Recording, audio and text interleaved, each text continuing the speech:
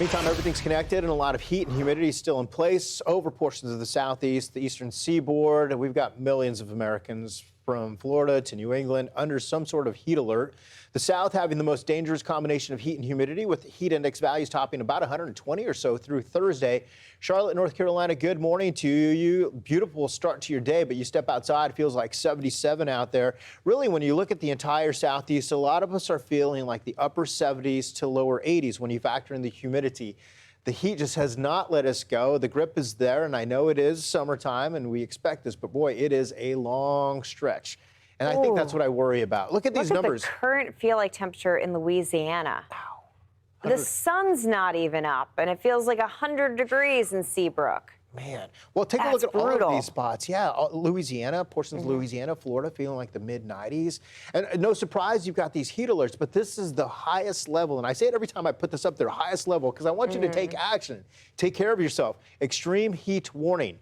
Right up and down the Mississippi Valley, we've been talking about this. You're used to heat and humidity, but this kind of stretch, and now included portions of Florida, Georgia. You're talking about theme parks. You're talking about major cities. A lot of people who live here. Summer breaks are still going on, and it is tough on the body. Even the healthiest of adults is going to, after this much time, could have a problem here. Yeah, when we have dew points that are soaring into the 70s, I mean, Tupelo, Mississippi will have a dew point of 77. That's just disgusting. Same as Nashville. You're going to go outside. It's a sloppy mess. You're sweaty.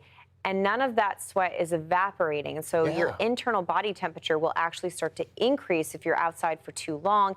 And that's how you start to have a health and safety concern.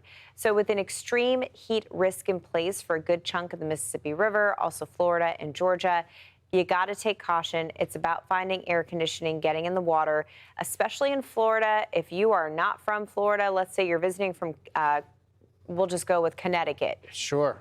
You think you know summer heat, yeah, right. No. You're going to go down here, and it is going to knock your socks off. You step out of the jetway, and you're like, man, this is tough. You got to slow it down, folks. And in the afternoon, it's water AC, rotate. That's all you got to do for about 6 hours. Look at all of the states feeling the numbers with the heat, humidity, heat index values above 100, all the way from Texas through Florida, back in through the mid-Atlantic today and into tomorrow. Same story for us.